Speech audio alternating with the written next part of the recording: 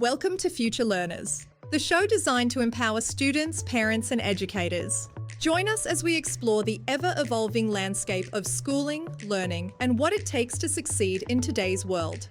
This episode is brought to you by Euka Future Learning, Australia's largest online, full-time education provider for pre-K through 12 students seeking a flexible, relevant, and meaningful education. Visit euka.edu.au today. Hello and welcome to another episode. I am Brett Campbell, Chairman and CEO of Euka Future Learning, and I am joined again by my amazing co-host, the founder and head of education, Ellen Brown. How are you, Ellen? Come on down. Thanks, Brett. Yes, very well this morning. Thank you. I harnessed my inner Wheel of Fortune host voice then, I think. I should have been, yes. Awesome. Well, Ellen... Sorry, go. I said I should have probably had one of those name tags and been all excited when you called my name.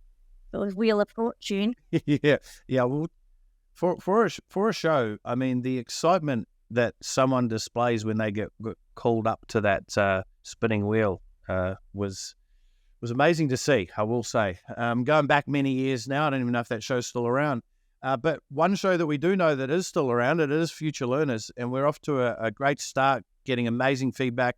Thank you to all our listeners tuning in, sharing these episodes, and especially those, you're going to get extra bonus points for those who have head over to iTunes and given us a 5-star review and left us an amazing comment. We appreciate you.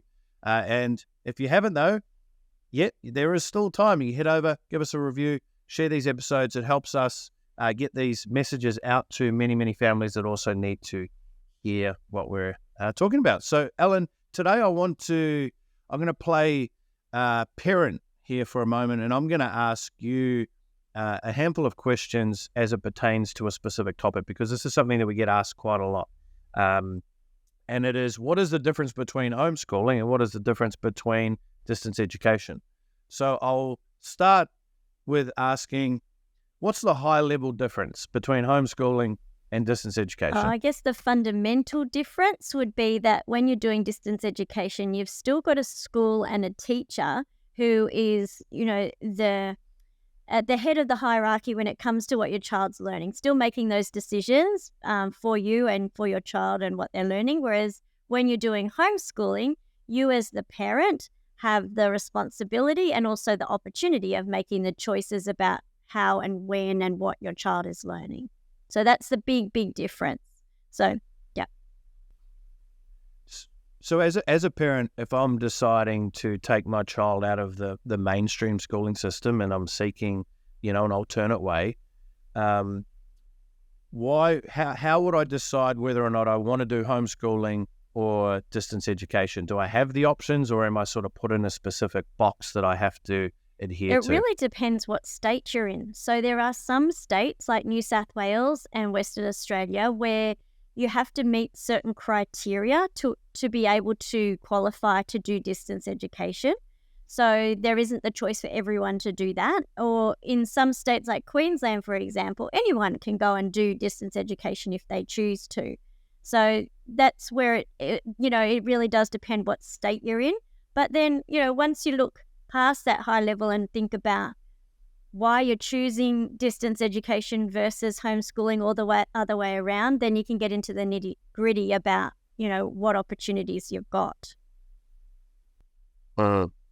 So when choosing distance education or homeschooling, what are, outside of the state regulations, obviously, which is important,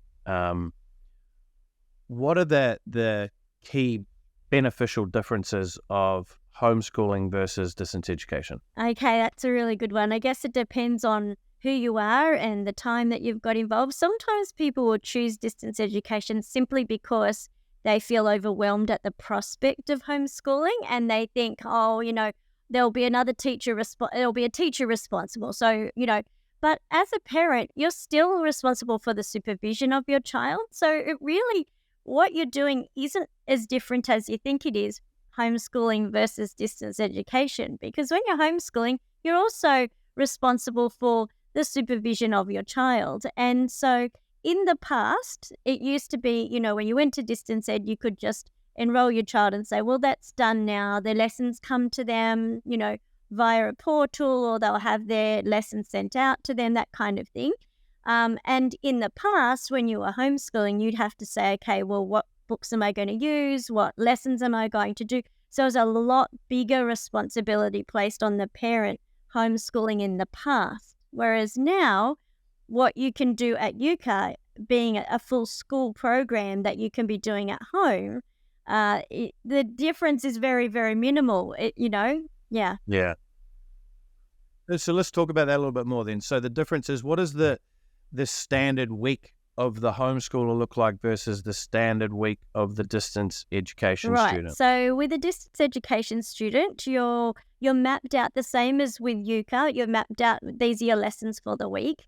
The difference is the timing on lessons. So there'll be certain requirements in distance education about when you hand things in, and assignments and, timelines are really important, because it is just like a school. It is a school actually, and it's a school that they're doing at home. Whereas when you're homeschooling, there's a lot more choice about timelines. You don't have deadlines or assignments that have to come in. So you'll have still work samples that are pieces of work that you're going to keep for the end of the year when you're reporting on what your child's doing. But there's no time frame on those. So if your child is having a great day and they get through a lot of work, wonderful. Or if you're having a day where you're going on an excursion, there's nobody saying, well, hold on a minute, you haven't got your work done. So there's certainly a lot more freedom in the homeschooling approach, considering the distance ed has those time restrictions around it. What type of families would benefit most from homeschooling versus distance education? That's a tricky one. I suppose families that do want something a bit more tailored to their child. So, we find a lot of people that are coming to homeschooling, their child, for lots of different reasons. So their child might be far ahead in a particular subject or very passionate about it and they want to move forward. Or their child needs some revision but doesn't want to be held back by that. So they want to move grades forward but they still want the revision as well. So tailoring an education to the child's specific needs, that would mean that homeschooling would be a great choice for them. Perhaps if they've got plenty of other things they want to fit into their day, so they don't necessarily want their homeschooling to be done from 9 till 3. They want to be finished by lunchtime, or they don't want to start till the afternoon because they've got sports. Whatever it is about flexibility and individual learning styles, that's where homeschooling will be a winner.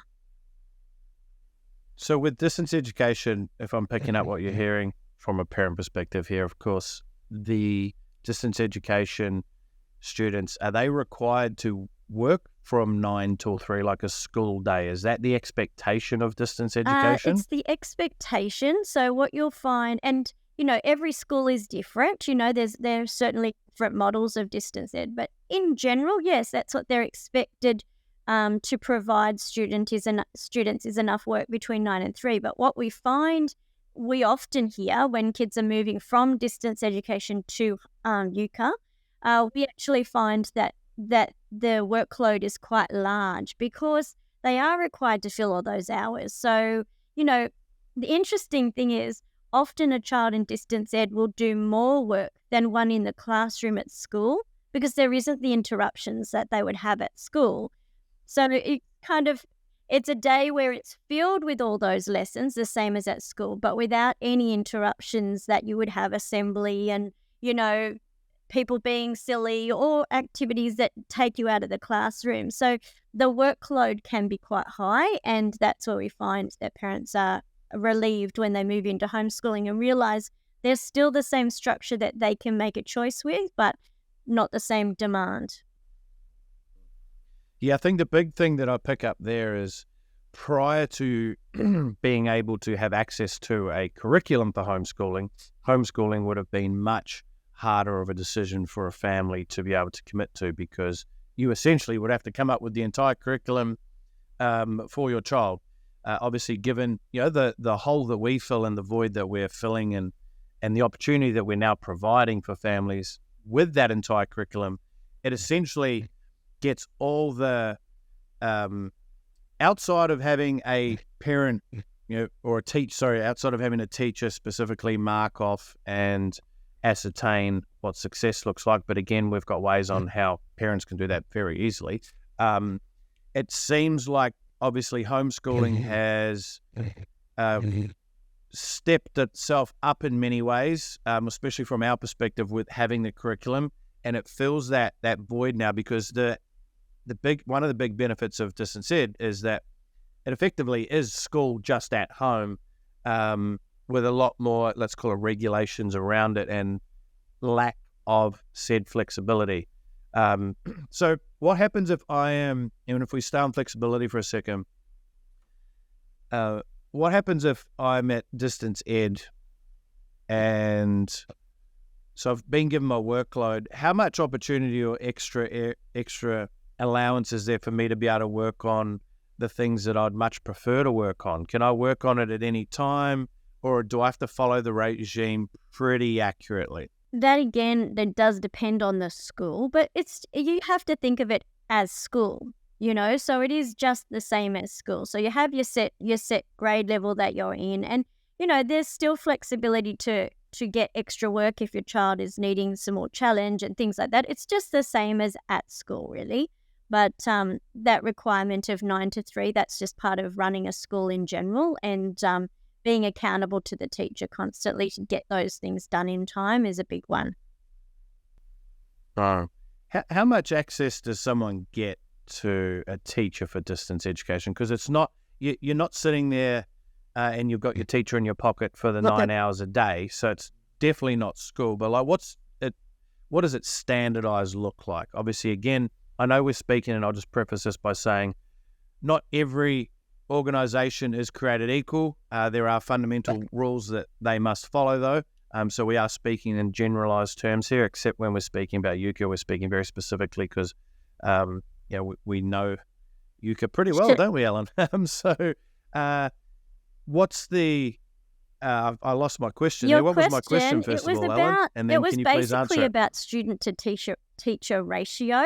And it is actually the same. It's the same requirements that a distance ed school has as a classroom teacher has. So they will have other students. And like you said, Brett, you don't have a teacher there all the time. It's quite common to say if you want to send the teacher an email, within 48 hours, you'll hear back from a teacher. So it's, some of them will have live Zoom lessons that you've got to jump into as well at a specific time.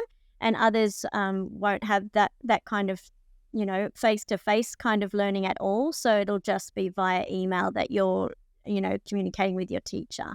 But same type of ratio.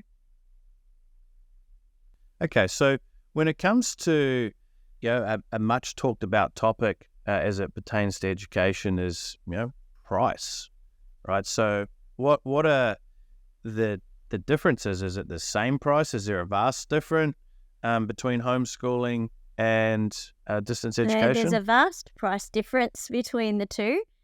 So you'll find, there'll be thousands of dollars difference because we are essentially talking about a private school education. That is what it is. So there are, like I said, in, say, New South Wales, there are some government-run distance ed schools, and that's why you have to meet certain criteria to fit and to be able to do distance ed. But if you want to do distance education and you don't fit the criteria, then it is a private school education that you're going to be looking for. And generally, it will have a religious base to it. So you'll find most distance education schools are religious based.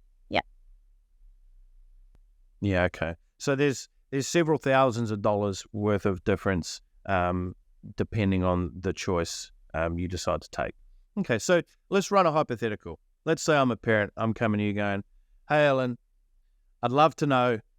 I'm thinking about taking my child out of school.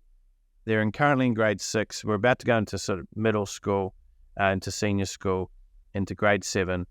And I'm not sure if I want to homeschool them or put them through distance ed. What do I do? Look, I think it'd be looking at a couple of those things we've talked about. So what are the needs of the child? What is the parent? So let's role play. Let's role play. Let's have a bit of fun. So what do I do, Ellen? Brett. So is your child at grade level, or is there certain areas that they need at grade level? Okay. So grade level, doing well. Just sort of fallen out of love with school. And I've been paying attention to the industry, and I'm all about looking for new opportunities and new ways. And I came across this opportunity to be able to spend more time with my child at home, as well as be a part of their education. So that's really the main decision around perfect. it. Look, well, obviously I'm going to suggest homeschooling, Brett, but not because I think, it's everybody's everything, but really I can't see why I would pick distance ed over homeschooling when there is a full program available to me. As a parent, like even as a working parent, you find, just the amount of things that have to be provided back to the teacher constantly. Certainly, if you're in a classroom, you do a lesson, you hand that in, you do another lesson, you hand that in, you do an assessment, you hand that in. And that's going on through the day, and there's things that have to, by the end of the day, be done. Truly, if you're exiting school or your child's had enough of school, then the deadlines, the stress that's involved, not just for the child, but for the parent-child relationship, that's the feedback we're getting from parents who come to us and say, oh my goodness, there was so much on my plate as a parent in that scenario. So I would suggest, if you're saying to me, Brett, in your role play that you want to spend more time with your child, you want to do something that's a little bit more dynamic, and that relationship building is something you're interested in, then homeschooling would provide that for you. Okay. I'm also still in character. So what, you don't break the role play, Ellen, unless you break the role. You say, you make a golden rule and go, we'll break the role play. No. So what are some of the things, though, that I should consider? Like, will my child get a better education, though, having the teacher to be able to mark my stuff? Or when it comes to homeschooling, I obviously have to take that burden on myself, that responsibility on myself. Like, will I be setting my child up for potential failure if I'm not smart enough? Well, it's not this. Look, Brett, don't worry about it. It's not that you're not smart enough, because our teachers have written the program themselves. Of course, yes, there is a responsibility, the same responsibility if you're distance ed or if you're homeschooling, in as far as supervision is concerned. And as a parent, and you happen to be in the same place your child's doing schooling, you're going to be looking over what they're doing. So, knowing that the Euka teachers provide the answers to what the children are putting together gives you that high-level opportunity to look over and say, but we're not needing to get 25 out of 30. We're not needing to get a number to say whether or not the child is being able to progress. What we're looking at is pieces of work and outcomes that we should be able to see in the child's work. And then they've achieved what they need to do to move on. Because what does 25 out of 30 mean? Or what does it mean that you've come forth in a class of kids when who knows what level the kids are at in that particular class? So what we want in our education is to be able to say, these milestones that are clearly written down for me here as a parent, I can see that my child knows these things. Okay, great. We can tick that off and say our child knows that, we're ready to move forward. So it's really not until they reach those senior school levels where they actually need a grade that gives them a bit of a ranking as far as the ability to go into university. And that's set by the university rather than Euka. Okay, well, that makes absolute sense. So I've also got another child who I'm looking to bring into the grade 11 as what we'd call senior school, which is part of our university. Well, actually, not part of it. I've got to stay in character, Ellen. I'm breaking my own rule here. Euka. Yeah, we got people listening now going, "Oh, Brett, what are you doing?" So I want to also bring another child into grade 11, 12, but I still want them to go to university. Will they get a better opportunity by going to university if they do homeschooling, if I was to do distance education? They would get the same opportunity, I suppose. it's hard to say because I don't know much about distance education. I only know one distance education school that offers year 11 and 12. So it isn't particularly a standard thing to be able to do year 11 and 12 that way anyway. But are you saying Euka is unique? yes, I am. But I am saying that we do provide year 11 and 12, and our partnerships with the universities means that the students are guaranteed entry in through our pathways as long as they meet their 70% pass mark. And it's funny when people go 70% pass mark, that seems like it's going to be really hard. That would be hard if they didn't have the support of all of the teachers and the program itself. So when they provide their assessments, if they are not quite hitting the mark they need to, we give them some feedback. They resubmit as many times as they need to. So we're about supporting them to reach their potential. So their opportunity to go to uni. So are you saying, Ellen, with Euka for grade 11 and 12, you do offer teacher support? No, not.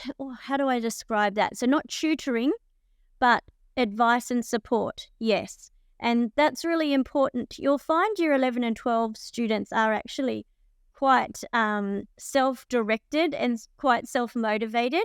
But there's times where they'll say, this assignment, I'm not so sure, have you got some more insight on that? Or whenever they submit their assignments, we'll always look at them and say, okay, this is where you're at. We give them feedback with their assignment and their assignment back. Now, then the student can say, you know what, I really want to get better than this mark. I want to get a better mark. They can just fix up those things that the teacher has put forward to them, and then they can resubmit again. So it's a very different way. We're not judging a student, say, oh, you know something and you don't know something. That's too bad and too sad. We're about making sure that our role is to equip them so that they're ready for that next step into tertiary education, if that's what they choose to do. Awesome. All right, I'll break character right now, officially leaving the character role-playing. Thank you, Alan, for playing along there. What it sounds like to me, effectively, is that homeschooling, and just to summarize this, and we'll wrap this one up because I think we've covered a great portion of the differences between homeschooling and distance education. Outside of homeschooling being far more flexible, far more affordable, far more progressive in its nature now, and how we're delivering and what your students are able to, or what your children are able to learn, especially as it pertains to all the different options that we have within the curriculum itself. It absolutely seems like a home run for a family to consider. But as always, what we would always say is, obviously we're biased. We think Euka is the best thing since sliced bread, and we would obviously recommend reaching out and talking to any of our future learner specialists just to help and see what your specific unique case is, because that is also something that you must consider and take into account. For some families, it'll be an absolute no-brainer that homeschooling is definitely the option. Depending on a unique case, you may need to lean into distance education as your opportunity, but hopefully today we've been able to, and especially Ellen's been able to, provide a lot more context to homeschooling and distance ed. So as you go to make your decision, you now feel far more equipped with what you can do. So, Ellen, thank you very much for sharing that. Any sort of final words that you'd like to share as it pertains to homeschooling or distance education itself? I think it's probably a perfect opportunity to introduce that whole side of what future learning is. And that is where we've taken homeschooling to that new level where what students are getting is as good, if not better, than what they can get at school, with that flexibility and tailoring to the student's need. That's what future learning is all about. Couldn't have said it better myself, Alan. Well played. I love it. So thank you very much for tuning into today's episode. We hope you got some value there. If you've got any friends, family members considering homeschooling, future learning, as we call it, or distance education, and you've heard them talk about it at a barbecue, say, hey, I just listened to this amazing podcast, so I'm going to send it over to you. Please do that. It'll help get these messages out, and it'll also equip families out there with the right information to be able to help them make decision that is going to be best for their family as well. So until next time, we will see you on the next episode. Thank you, Ellen. Brett. See you.